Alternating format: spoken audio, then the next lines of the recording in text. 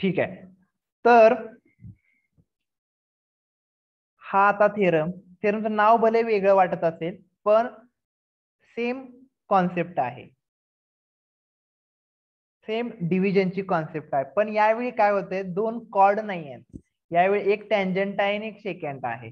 तुम्हाला मी लेक्चरच्या सुरुवातीला सांगितलेलं होतं की आपल्याकडे टोटल किती सिनारिओ आहेत, असे सिनारिओ आहेत की नाही. तर ह्यातला हा सिनारिओ झाला, हा झाला, आता हा राहिलाय ना.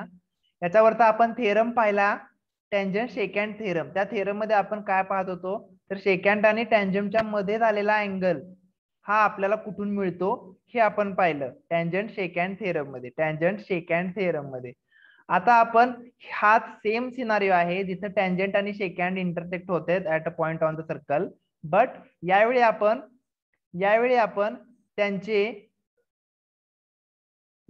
त्यांचे अँगल नाही बघणार आहे. यावेळी आपण बघणार आहे की त्यांच्यामध्ये होणारे सेगमेंटचं डिव्हिजन. यावेळी आपण काय बघणार आहे, त्यांच्यामध्ये होणार सेगमेंटचं डिव्हिजन. पण मग याच्यासाठी सिनारिओ कसा तयार होतोय, तर असा होतोय जसा इंटरसेक्टिंग पॉइंट असतो प्रत्येक वेळी आपल्याकडे, प्रत्येक वेळी ई हा पॉइंट होता की नाही, एकदा बाहेर होता एकदा आतमध्ये होता, तसा याचा सुद्धा बाहेरच आहे, याचा सुद्धा ई बाहेरच आहे. तर इथं कसं आहे, तर आपण तो पॉइंट जो बाहेरचा घेतलाय त्या पॉइंट पासूनच टँजंट काढतोय बघा. ई पासूनच टँजंट काढली ईटी नावाची, आणि ई पासूनच सेकंड काढली, ई पासूनच सेकंड काढली किंवा कॉर्ड काढली म्हणू शकताय तुम्ही. पण सेकंड का म्हणतो आपण याला, कारण त्याचा काही पार्ट सर्कलच्या बाहेर आहे, त्यामुळे आपण त्याला कॉर्ड म्हणत नसतो, म्हणून त्याला आपण सेकंड म्हणतो. त्याचा काही सर्कलच्या बाहेर त्याचा पार्ट असल्यामुळे ही सेकंड झाली आता. तर त्याच्यामुळे याचं नाव काय आहे, टँजंट सेकंड सेगमेंट थेरम. हा सेगमेंट हा शब्द खूप महत्वाचा आहे, ह्याच्यामुळे पूर्ण थेरमच बदलला नाही. आपल्याला माहिती होतं टँजंट सेकंड थेरम, तो थेरम सांगतो angle between tangent and second. पण हा तो सांगत नाही, हा कशाबद्दल बोलतो, त्यांच्या सेगमेंट बद्दल बोलतो. कोणाबद्दल बोलतो, त्यांच्या सेगमेंट बद्दल बोलतो. तर तो टँजंट सेगमेंट काय, टँजंट सेकंड थेरम मध्ये काय होतं, तर तिथं आपण काय पाहत होतो, तर तो जो इंटरसेक्टिंग पॉइंट होता तो सर्कल वरती होता. म्हणजे ईटी जर टँजंट असेल तर तो टी पॉइंट वरती कॉर्ड काढत होतो आपण, जसे की इथं बीटी आहे, बरोबर आहे का. आपण टी पॉइंट वरती कॉर्ड काढत होतो, टी पॉइंट वरती आपण कॉर्ड काढत होतो. आता तसं नाही आहे, आता आपला इंटरसेक्टिंग पॉइंट बाहेर आहे ई, कारण ईतून आपल्याला सेकंड काढायची आहे, ईतून सेकंड काढलेली आहे. त्याचा वापर आपल्याला होणार आहे टँजंट सेकंड थेरमचा. पण टँजंट सेकंड थेरम आणि टँजंट सेकंड सेगमेंट थेरम हे वेगवेगळे आहेत, बरोबर. हे वेगवेगळे कुठल्या मार्गाने आहेत, एक तर तिथं आपल्याला angle between tangent and second मिळत असतो, ज्यावेळी टँजंट आणि सेकंड सर्कल वरती इंटरसेक्ट होत होते. तिथं काय होत होते, सर्कल वरती इंटरसेक्ट होत होते. पण इथं तसं नाही होत, इथं आपलं मल्टिप्लिकेशन असल्यामुळे इथं चुकीचं आलेलं आहे, ते लक्षात आलं एकदम, ते आपण सॉल्व करूया. देन AE into EB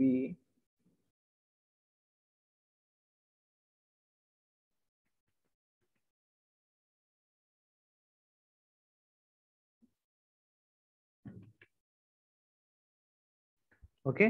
तर इथं सुद्धा आता काय सिनारिओ बघा, आता इथं आपल्याकडे एक पॉइंट आहे बाहेर, हा पॉइंट तो एक्सटिरियर मध्ये आहे. पहिलं वाक्य काय आहे, point E is the exterior of a triangle, a secant through the point E, secant पासून गेलेली ही ए आणि बी मध्ये इंटरसेक्ट होते, ही झाली सेकंडची कथा. त्याच पॉइंट मधून आपण एक परपेंडिक्युलर टँजंट सुद्धा काढलेली आहे, त्याच पॉइंट मधून एक टँजंट काढलेली आहे ईटी नावाची. ठीक आहे, तर सांगतायत की tangent through E touches the circle at point T. Then आपल्याला सांगतायत की काय असेल, तर हे आपल्याला समजून घ्यायचं हे कसं असेल बघा. देन आता मी तुम्हाला जसं सांगितलं तसंच, कसं लक्षात ठेवायचं, जसं आपण बोललेलो आहे तसंच. कसं म्हणलो मी, तो इंटरसेक्टिंग पॉइंट जो असतो तो इथं महत्वाचा आहे, तो केंद्रबिंदू आहे. तो काय करणार आहे, प्रत्येक ठिकाणी व्हिजिट देणार आहे. पहिल्यांदा कॉर्डला व्हिजिट देऊया आपण. तर कॉर्डचा पहिला एंड पॉइंट समजा मी कोणता घेतला? ए घेतला, तर ए ला गेलो इंटू कॉर्डच्या दुसऱ्या एंडला गेलो, ईबी ला गेलो, इज इक्वल टू नी आता कुठं गेलो? इकडं. आता ते झालं तिकडचं, पण आता टँजंटला काय होतंय? टँजंटला एकच पॉईंट आहे की हो. टँजंट काय 2 पॉईंट मध्ये टच करून जाते का सर्कलला? नाही. मग काय करायचं माहितीये? तर ईटी ला जायचं आणि परत एकदा ईटी लाच जायचं, कारण इकडे 2 वेळा गेलोय ना आपण, ई आणि ईबी. तसं ई ला इकडे एकटाच जाऊन चालणार नाही, इकडे 2 वेळा जायचं, म्हणजे ईटी नी परत ईटी लाच जायचं, म्हणजेच काय हो? ET square. ईटीचा स्क्वेअर होतो. इकडे कसं 2 वेळा आपण गेलो ना, ए कडे गेलो, ईबी कडे गेलो, तसंच ईटी कडे पण 2 वेळा जाऊन यायचं. एकच आहे ना पॉईंट इथं, तरी पण मग 2 वेळा जायचं. तर हा आपल्याला इथं प्रूव्ह करायचा थेरम आहे. EA into EB is equal to ET square. ET square. Okay. तर जसं की मी तुम्हाला म्हणालो, हा थेरम पूर्णपणे टँजंट सेकंड थेरम पेक्षा वेगळा आहे. कारण टँजंट सेकंड थेरम मध्ये आपण काय प्रूव्ह करत होतो माहितीये? तर जिथं टँजंट टच होत असते तिथं कॉर्ड काढलेली असायची आपण. जिथं टँजंट टच होत असते तिथं कॉर्ड काढली होती आणि त्यांच्यामधला अँगल पाहत होतो, जसं की हा किंवा हा. आता तसं नाही आहे, अँगल तर वेगळाच आहे, अँगल तर नाहीच आहे, प्लस तो इंटरसेक्टिंग पॉइंट पण वेगळा आहे. इंटरसेक्टिंग पॉइंट पण वेगळा आहे. त्याच्यामुळे एकमेकात कन्फ्युजन करून घेऊ नका म्हणून मी हे तुम्हाला डिटेलमध्ये सांगितलेलं आहे. पण या थेरम मध्ये मात्र आपण तो थेरम वापरणार आहे, हे मात्र आहे. आता बघा, गिवन काय आहे? Second through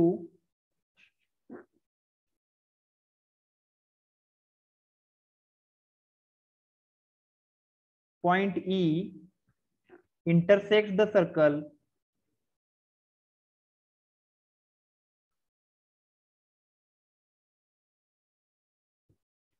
in points A and B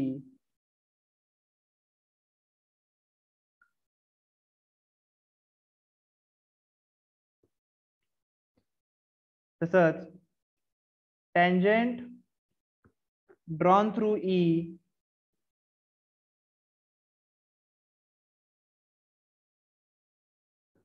touches the circle at point T.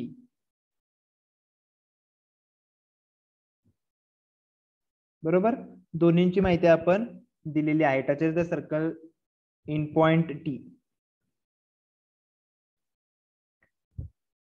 त्याच्यानंतर टू प्रूव्ह,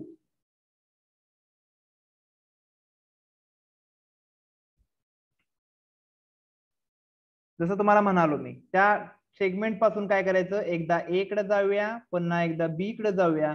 पण इथे मात्र काय होते? एकदा एकीकडे एकच पॉइंट आहे ना, मग त्याच पॉइंटला 2 वेळा जाऊया, मग काय झालं? It is square. तर असं हे लक्षात ठेवण्याचं ट्रिक आहे, जेणेकरून तुम्हाला ह्या तिन्ही गोष्टी आज शिकवलेल्या लक्षात राहाव्या. ह्यांच्यातलं एकमेकांचं फरक काय आहे हे समजावं, तुम्हाला एक्झाम मध्ये ते पटकन लक्षात यावं म्हणून हे सांगितलेलं असतं. जसं की आपण पायथागोरस थेरम मध्ये पण तुम्हाला ट्रायंगलचे कसे ऑर्डर लक्षात ठेवायचे सांगितलेलं आहे, तसं आपण ते लक्षात ठेवायचं, जेणेकरून काय होतं? आपल्याला प्रॉब्लेम येत नाही. एन मोमेंटला आपण विचार करत बसतो की नेमकं काय होतं. अँड सेगमेंट टीबी, तुम्हाला एखाद दिवस हा थेरम कसा लिहायचा लक्षात नसेल, पण हा लक्षात राहिला की आपल्या लक्षात येतं की नेमकं आपण करायचं काय आहे. हे लक्षात असेल तर पुढच्या गोष्टी ऑटोमॅटिकली लक्षात येतात. त्याच्यामुळे लक्षात टू प्रूव्ह राहणं खूप महत्वाचं आहे. तेच जर लक्षात नसेल तर थेरम कसा लिहिणार ना तुम्ही? थेरम कदाचित तुम्ही विचार करून करून लिहू शकता की आपल्याला कुठले 2 ट्रायंगल दाखवावे लागतील सिमिलर, कुठलं कन्स्ट्रक्शन करावं लागेल, ह्या गोष्टी आपण लक्षात ठेवू शकतो. पण टू प्रूव्ह आपल्याला लक्षात नसेल तर कसं करणार ना, म्हणून हे महत्वाचं आहे. आता इथं काय कन्स्ट्रक्शन आहे आपण सांगितलंच नाही. तर कन्स्ट्रक्शन काय आहे? तर ए पासून टी आणि बी पासून टी जोडायचंय. ए पासून टी आणि बी पासून टी जोडायचंय. का तसं करायचंय? तर आपल्याला इथं टँजंट सेकंड थेरम वापरायचा आहे ना, म्हणून. म्हणजे टँजंट जिथं झाले तिथं आपल्याला हे दोन्ही एंड पॉइंटचे कॉर्ड जोडायचे आहेत. का? कारण आपल्याला तिथं 2 ट्रायंगल मिळतात बघा. कोणते? In triangle E A T and triangle E T B. बघा, ई टी बी हे पण ओव्हरलॅप्ड ट्रायंगल आहेत.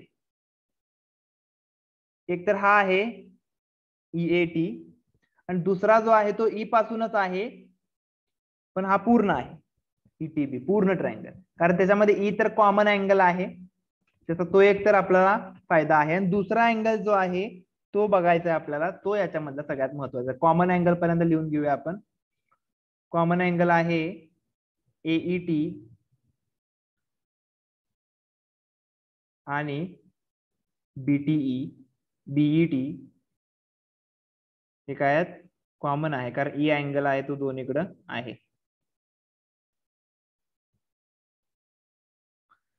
दुसरा अँगल बघा आता, अँगल ई टी ए दाखवलेला आहे बघा त्याच्यामध्ये तो angle. Angle E T A हा काय आहे, angle between chord and tangent आहे. Angle between chord and tangent आहे.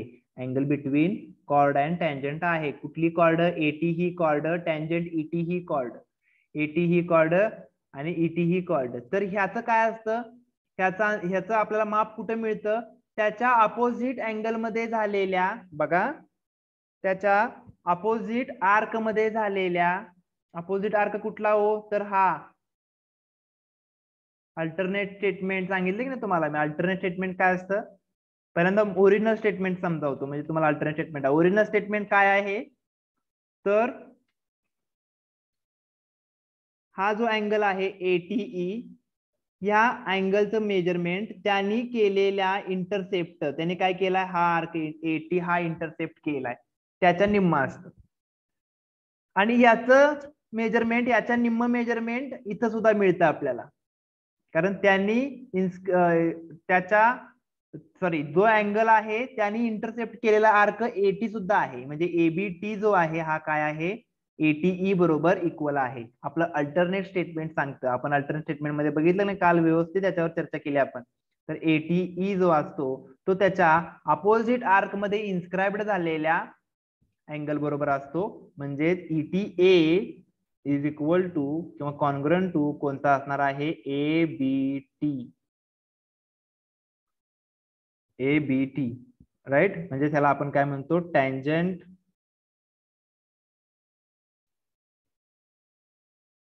Second theorem.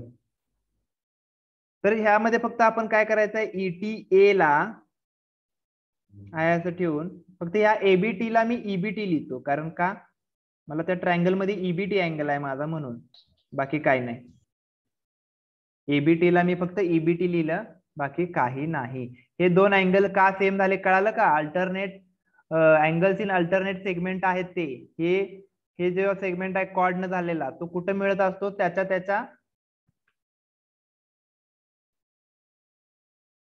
त्याच्या आर्क मध्ये, आर्क निम्मा असतो. पण हा जो आहे तो काय आहे, ह्याने इंटरसेप्ट केलेला आहे, म्हणजे तो त्याच्या निम्मा, याच्या निम्मा हा, याच्या निम्मा हा, म्हणजेच हे आणि दोन सेम. हे आपण दुसऱ्या अल्टरनेट स्टेटमेंट मध्ये काल समजावलं होतं की बाबा हे जर असतील असे तर त्याच्या अपोजिट आर्क मध्ये इन्स्क्राइब्ड झालेल्या अँगल बरोबर तो असतो. अपोजिट आर्क मध्ये इन्स्क्राइब्ड झालेला म्हणजेच एबीटी, त्याला आपण ईबीटी असं लिहितो. हेन्स ट्रायंगल ईएटी मी सिमिलर मला लिहायचा आहे ट्रायंगल, कसा लिहिणार, ई ला ई, टी ला बी आहे, टी ला बी, मग राहिला काय इथं टी, म्हणजे EAT is equal to ETB, A taste.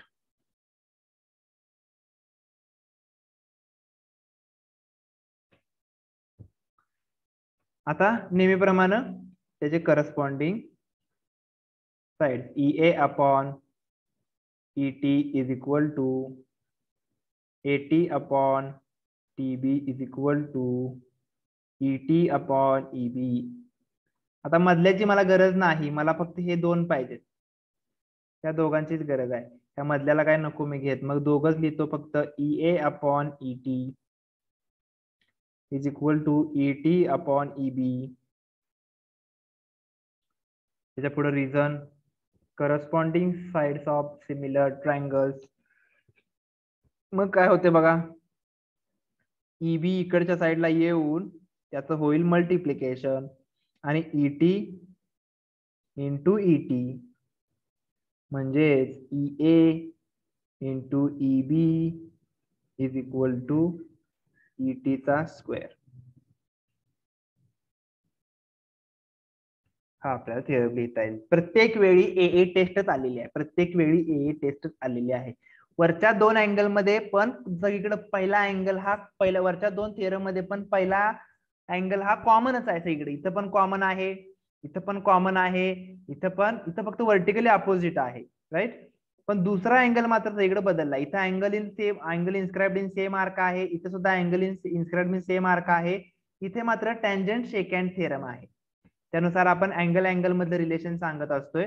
आर्कचा काही संबंध नसतो. अल्टरनेट स्टेटमेंट मध्ये आपण सांगतो की त्याच्या दुसऱ्या अपोजिट आर्क मध्ये जर तुम्ही गेला आणि तिथे एखादा इन्स्क्राइब्ड अँगल असेल त्याच्याबरोबर त्याचं मेजरमेंट असेल तर हे आपण वापरलं आणि ए टेस्ट नुसार सिमिलर करून त्याच्या करस्पॉन्डिंग साइड्स लिहून त्यातल्या हव्या त्या गोष्टी चूज करून आपण सेगमेंटचं रिलेशन एस्टॅब्लिश केलेलं आहे. तर हे असं एवढ्या सगळं आपण करून आता इथं आपले ह्या चॅप्टर मधील सगळे थिअरम संपवलेले आहेत. मला sir external division of chords मध्ये इंटरसेक्टिंग पॉइंट नंतर जो सेकंड पॉइंट आहे तो आपण फर्स्ट घेऊन आणि फर्स्ट पॉइंट सेकंड घेऊन असं मल्टिप्लिकेशन केलेलं. हा हे तर म्हणताय ना. नाही हे नाही वरचं हे एक्सटर्नल डिव्हिजन म्हणताय ना. तर ह्याच्यामध्ये काय आणि त्याच्यानंतर काय म्हणताय, शंका काय विचारा की. आणि मग त्याच्यानंतर टँजंट सेकंड सेगमेंट थेरम मध्ये आपण जो फर्स्ट पॉइंट आहे तोच फर्स्ट घेऊन सेकंड पॉइंट सेकंडलाच घेतलेला. तसं का केलं? फर्स्ट पॉइंट म्हणजे एक्सटर्नल मध्ये चालणार नाही का मग तसं केलं तर? कसं? फर्स्ट पॉइंट आहे तोच फर्स्ट घ्यायचा म्हणजे EB इंटू EA असं नाही का चालणार? हा तसं चालतंय की सेगमेंटचं. अच्छा तुम्हाला म्हणायचंय की इथं EA EB लिहिलंय आणि इथं वरती AEBE लिहिलंय असं म्हणताय का? फक्त पुढे मागं झालंय म्हणताय का पॉइंटचं? हा म्हणजे तसंच घ्यायला लागते का असं? तसं काय नाही. चालतंय तुम्ही सेगमेंट जो असतो AB लिहा किंवा BA लिहा, काय फरक पडत असतो का सेगमेंट मध्ये? सेगमेंट जो असतो तो फरक नाही पडत. सेगमेंट AB लिहा किंवा BA लिहा. तसंच तुम्ही फॉर्म्युल्यामध्ये पण काही लिहा, EA EB EC ED लिहा किंवा AE BE CE DE असं लिहा, चालतं, काही प्रॉब्लेम नाही. तुम्ही कसंही लिहा चालतं. फक्त लक्षात काय ठेवायचं आहे तर तो सेगमेंट आला पाहिजे तिथं. AE लिहिला नाही तर EA तर पाहिजेच ना. AE इथं तसं नाही, मग इथे आपण असं घेऊ शकतो का की EB इंटू EA? हा चालतंय की गुणाकार ना. म्हणजे पहिल्यांदा तुम्हाला दुसऱ्या एंड पॉइंट कडे जायचं आहे, पहिल्यांदा तुम्हाला EB इंटू EA कडे जायचं आहे ना, असं करायचं आहे ना. इथं पण तुम्हाला असं करू शकताय मग, किंवा आहे असं ठेवलं तरी चालतंय, कसंही चालतंय. गुणाकारामध्ये ऑर्डर महत्वाची नसते. ऑर्डर म्हणजे क्रम महत्वाचा नसतो. गुणाकारामध्ये तुम्ही पहिल्यांदा कुठल्या संख्येची दुसऱ्याची गुणताय तर तुमचा गुणाकार तुम्ही उलटा लिहिला तरीच बरोबर असतो. 3 इंटू 4 सुद्धा 12 असतं, 4 इंटू 3 सुद्धा 12 असतं. त्याच्यामुळे गुणाकारामध्ये क्रम महत्वाचा नसतो. त्यामुळे इथं सुद्धा महत्वाचा तो नाही आहे. तुम्ही पहिल्यांदा कुठल्या पण बिंदूकडे जावा, हे जाणं महत्वाचं आहे, राईट. ई पासून तुम्ही बी कडे पहिल्यांदा जावा, नाहीतर ई पासून ए कडे जावा, चालते. किंवा तुम्ही ई पासून पहिल्यांदा डी कडे जावा, असं पण चालते. पण डी कडे गेल्यानंतर ई पासून सी कडे जायला पाहिजे, राईट. तो कॉर्ड कंप्लीट केला पाहिजे. एक कॉर्ड कडे कंप्लीट करूनच इज इक्वल टू म्हणून दुसऱ्या कॉर्ड कडे जायचं आहे. सेम आपण स्ट्रॅटेजी आपली ती आहे सगळीकडे, की त्या इंटरसेक्टिंग पॉइंट कडून एका कॉर्ड कडे पहिल्यांदा जायचं इज इक्वल टू म्हणून, मग दुसऱ्या कॉर्ड कडे जायचं. इथं फक्त काय होतंय, ई पासून तुम्ही एका कॉर्ड कडे कंप्लीट करून आल्यानंतर दुसऱ्या कॉर्ड कडे किंवा टँजंट कडे ज्याला आपण म्हणतोय जातोय, त्यावेळी आपल्याला वाटतंय की अरे इथे एकच पॉइंट आहे, म्हणून आपण काय करतो त्याला 2 वेळा जातो, कारण 2 वेळा गेल्याशिवाय ते इक्वल होत नाही. त्यामुळे इट स्क्वेअर येतं इथं, बाकी काही नाही. ठीक आहे, आणि काय शंका? Okay done. तर अशा प्रकारे सगळे आपण थिअरम्स ऍक्च्युली फायनली कंप्लीट केलेले आहेत. सगळ्यात मोठा chapter by far for the theorem साठी म्हणायचं आहे मला. थेरम साठी सर्वात मोठा हा चॅप्टर आहे. सगळ्यात महत्वाचे थेरम आणि बऱ्यापैकी थोडेसे कॉम्प्लेक्स पण म्हणू शकता तुम्ही, तर थेरम ह्याच्यामध्ये आहेत. इथून पुढे मला वाटत नाही थेरम कशामध्ये आहेत. जॉमेट्रिक कन्स्ट्रक्शन मध्ये पण थेरम नाही आहेत, कोऑर्डिनेट जॉमेट्री मध्ये फक्त फॉर्म्युलीज आहेत, ट्रिग्नोमेट्री मध्ये पण फॉर्म्युलीज आहेत आणि मेन्सुरेशन मध्ये पण फॉर्म्युलीज आहेत. तर पुढचे सगळे तिन्ही चॅप्टर फॉर्म्युली बेस्ड आहेत. जॉमेट्रिक कन्स्ट्रक्शन बेस्ड आहे आणि हे 3 पहिले चॅप्टर थेरम बेस्ड आहेत.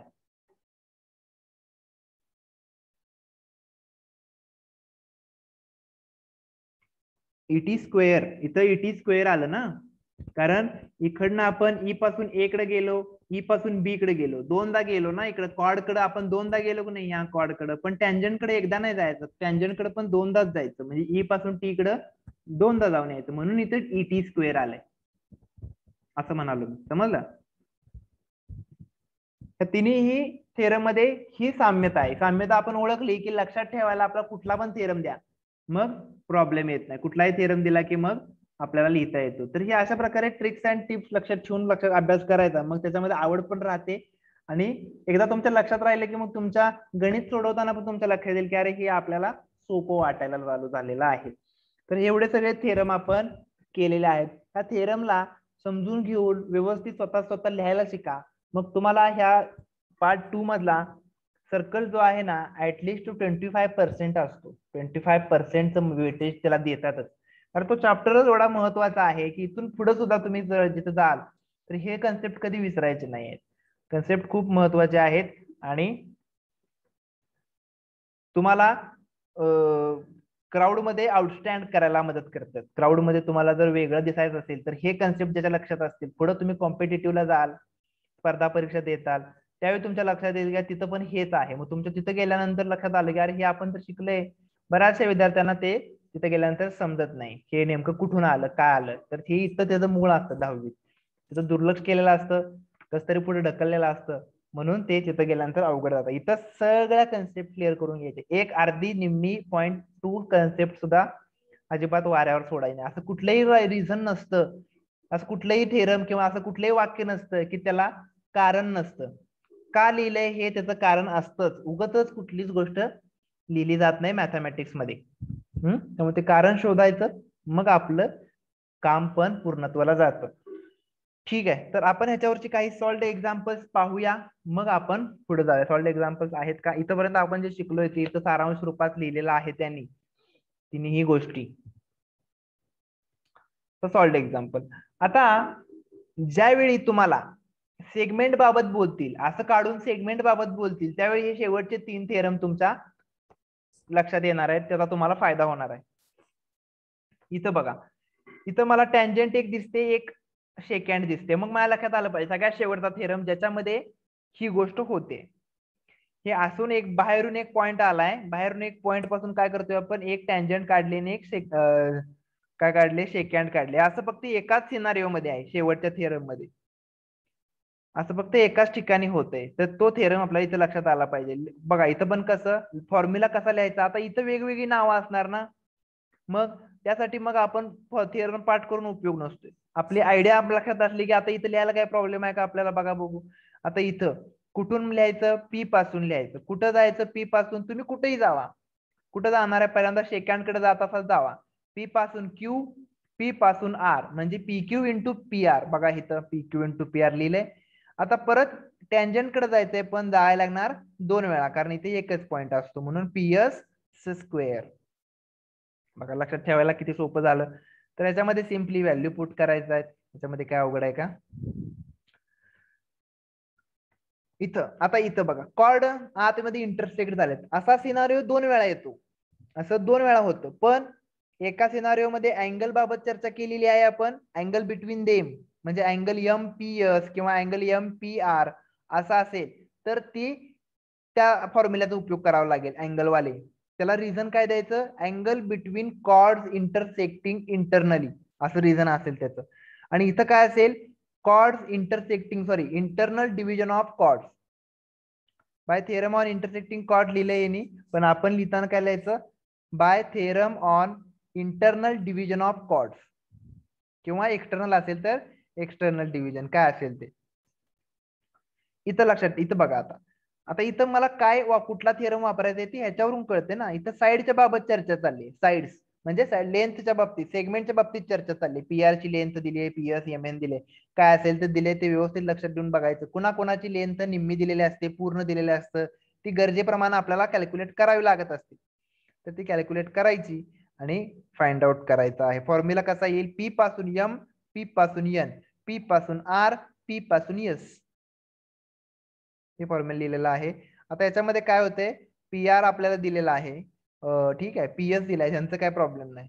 MN दिलाय, पण पूर्ण MN सेगमेंट दिलाय आपल्याला. मग MN आपण जो आहे MN 11 दिलाय, मग त्यातला कुठला तरी एक X मानायचा, मग दुसरा काय होईल 11 - X. पूर्ण सेगमेंट जर 11 असेल आणि त्यातला आपण X मानला छोटा, तर हा राहिलेला काय राहील, राहिलेला काय होईल 11 - X. तर ते X आणि 11 - X सोडवून मग त्याचं क्वाड्रॅटिक इक्वेशन सोडवून मग त्याला तुम्ही फॉर्म्युला त्याचे व्हॅल्यूज काढायचे असतात. हे बघूया, to circles intersect each other. आता इथं कसं होतंय, मल्टिपल थेरम एकत्र वापरायला आता हळूहळू चालू झाले. मल्टिपल थेरम्स वापरायला आपल्याला इथं वापरायचे आहेत. बघा इथं काय दिलेलं आहे आपल्याला, ही ऍक्टिव्हिटीज दिलेली आहे. ऍक्टिव्हिटी मध्ये आपल्याला प्रूव्ह करायचं आहे की नेमकं काय करायचं आहे. तर काय म्हणलेलं आहे, टू सर्कल इंटरसेक्ट, दोन सर्कल इंटरसेक्ट होतात एकमेकाला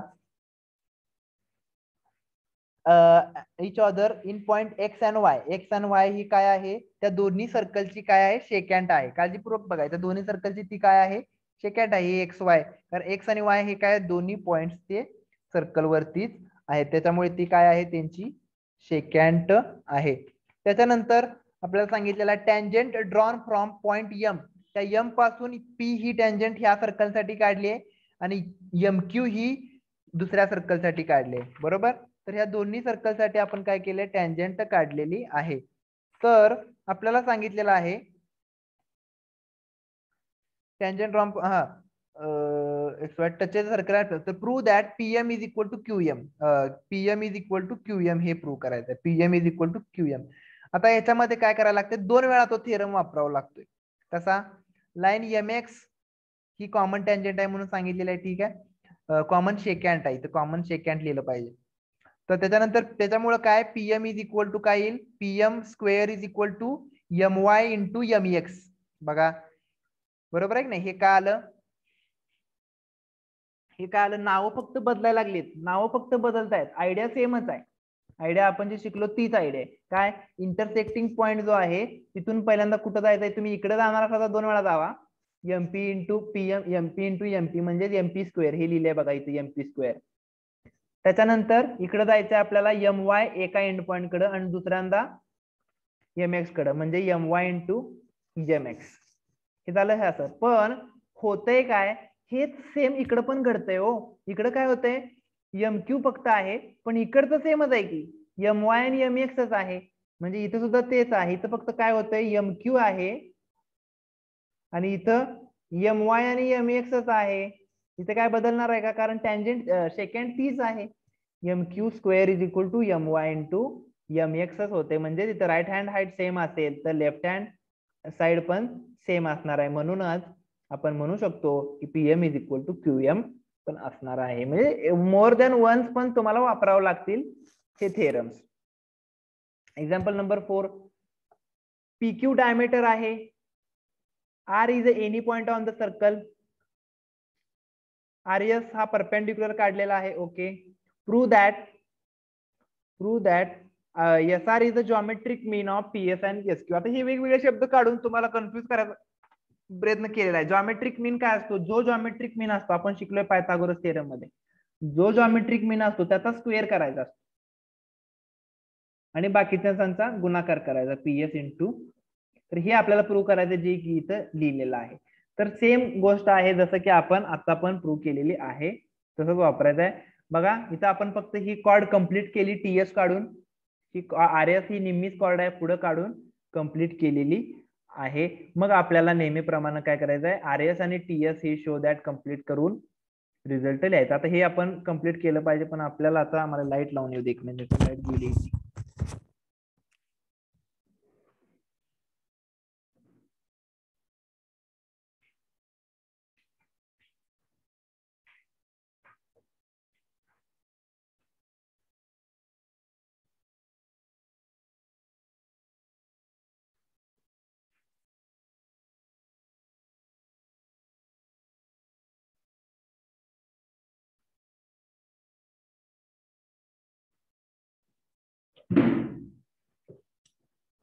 ओके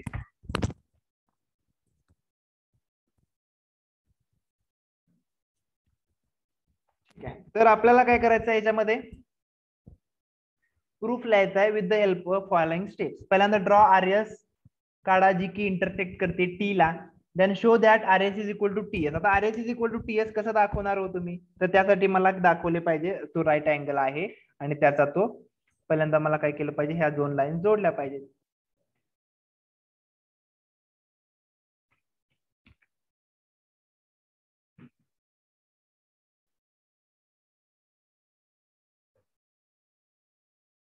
ओके आता याच्यामध्ये मी सांगू शकतो की ही माझी लाईन काय आहे, डायमीटर आहे. डायमीटर आहे म्हटल्यानंतर हा कोण काय असेल हो, 90 अंशाचा असेल. हा कोण काय असेल, 90 अंशाचा असेल. बरोबर आहे. त्याच्यामुळे काय झालं तर हे दोन्ही सेगमेंट हे दोन्ही ट्रायंगल सिमिलर आहेत हे मी दाखवू शकतो. त्याच्यानंतर मग आर एस आणि टी एस मला दाखवण्यासाठी काय केलं पाहिजे, तर हे दोन्हीही सेगमेंट काय करतात, परपेंडिक्युलर येतात म्हटल्यानंतर ह्या त्रिकोणामध्ये, कुठल्या त्रिकोणामध्ये, ह्या दोन त्रिकोणामध्ये, ह्या आणि ह्या त्रिकोणामध्ये हा परत एकदा दाखवला पाहिजे. हा साइड, ही साइड आणि ही साइड, सॉरी एक साइड कॉमन, एक साइड एक अँगल परपेंडिक्युलर आणि एक एकाच आर्क वरून. बरोबर आहे. नाही कसं दाखवलं पाहिजे, हा सॉरी काहीतरी चुकतंय का,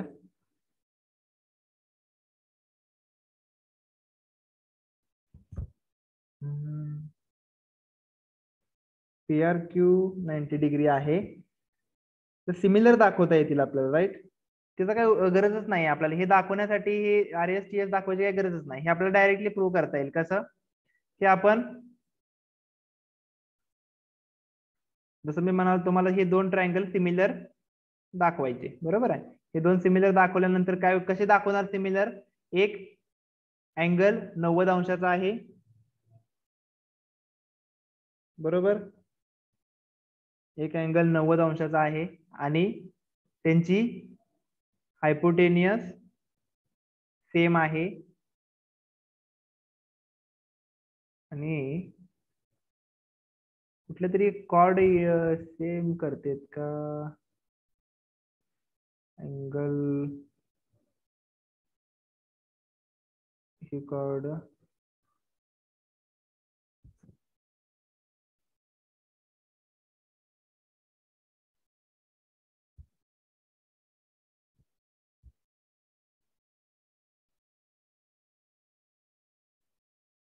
ओके. तर आपल्याला काय दाखवायचं, S R square is equal to P S into S Q. अच्छा अच्छा अच्छा अच्छा, हे असं दाखवायचं आहे वे. मी एवढंच आहे याच्यामध्ये की आपल्याला हाच फक्त त्रिकोण पाहिजे, सिमिलॅरिटीची गरजच नाही. आपल्याला फक्त हेच दोन त्रिकोण पाहिजेत. एकदमच सोपं होतं. मला मी उगाच काही विचार करत बसलो. बघा हे जे त्रिकोण आहेत कुठले, कुठला पी आर क्यू, हा त्रिकोण काय आपला राईट अँगल आहे. बरोबर आहे. हा राईट अँगल काय आहे, तर हा डायमीटर आहे.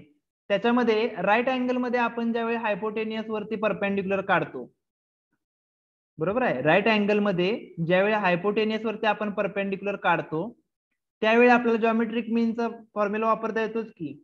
जॉमेट्रिक मीनचा त्याच वेळी आपल्याला फायदा येतो की एस आर बरोबर काय होते, division P S into S Q. मग हे असं का केलंय, उगाच केलेलं आहे, ह्याचं काही गरजच नव्हती आपल्याला, राईट. याची काही गरजच नव्हती, त्याच्यामुळे ते कन्फ्युजन मध्ये गेलं. फक्त हा पी आर क्यू आपल्याला राईट अँगल आहे हे दाखवायचं. का राईट अँगल आहे, तर आर हा 90 अंशाचा आहे. का 90 अंशाचा आहे, कारण पी क्यू हा डायमीटर आहे. या डायमीटरनी केलेला सेमी सर्कल मध्ये झालेला इन्स्क्राइब्ड अँगल असल्यामुळे हा 90 अंशाचा आहे. हा 90 अंशाचा असल्यामुळे ट्रायंगल पी आर क्यू हा काय झाला, राईट अँगल ट्रायंगल झाला. राईट अँगल ट्रायंगल मध्ये आपल्याला सांगितले की आर एस परपेंडिक्युलर आहे पी क्यू वरती, म्हणजे हायपोटेनियस वरती जर तुम्ही परपेंडिक्युलर टाकला तर मी जॉमेट्रिक मीनचा जो थेरम आहे सिमिलॅरिटी मधला, सिमिलॅरिटी ऑफ राईट अँगल ट्रायंगलचा, तो वापरू शकतो. त्याच्यामध्ये काय असतं, R S square is equal to P S into S Q असतं. तेच आपल्याला प्रूव्ह करायला सांगितलं इथं. हे उगाच यांच्या स्टेप्स बघितल्यामुळं कन्फ्युजन मध्ये गेलेलो आहे उगाच. ठीक आहे, एकदम सिंपल सोपं प्रूफ आहे ते. ठीक आहे, तर हे झाले. अजून कुठले आहेत का, नाही. आता डायरेक्ट प्रॅक्टिस सेट आहे. तर आता हा प्रॅक्टिस सेट आपण हळूहळू चालू करूया. काय शंका असतील तर विचार, आपल्याकडे 1-2 मिनिटं आहेत. आज तर काय आपण करणार नाही प्रॅक्टिस सेट चालू, आपण डायरेक्टली सोमवारी आता प्रॅक्टिस सेट बघणार आहे. तर याच्यात पूर्वी मी आता रविवारी काय करतो, हे सगळे आपले जे व्हिडिओ आहेत अगोदरचे झालेले, हे सगळे व्हिडिओ काय करतो, अपलोड करतो. ज्यांना कुणाला प्रॉब्लेम्स येतील अभ्यास करताना तुम्ही पहा. ठीक आहे, अपलोड करायला थोडासा वेळ लागणार आहे कारण भरपूर व्हिडिओ असणार. कुणाला आठवत आहे का कधी आपण चालू केले होते, डेट वगैरे सर्कल चॅप्टर चालू झालेली डेट आठवते का कुणाला? आठवत असेल, कोण लिहून ठेवत असेल तर तेवढी मेसेज करून सांगा मला, कारण ह्याच्यामध्ये शोधावं लागणार आहे. भरपूर दिवस झाले, ऍक्च्युली सापडणार नाही पहिला दिवस कधी होता. तर कुणाला लक्षात असेल किंवा कोणी लिहून ठेवला असेल तर मेसेज करून तेवढं सांगा. आणि दुसरी गोष्ट म्हणजे तुमची जी टेस्ट आहे उद्या, त्या टेस्टच्या बाबतीमध्ये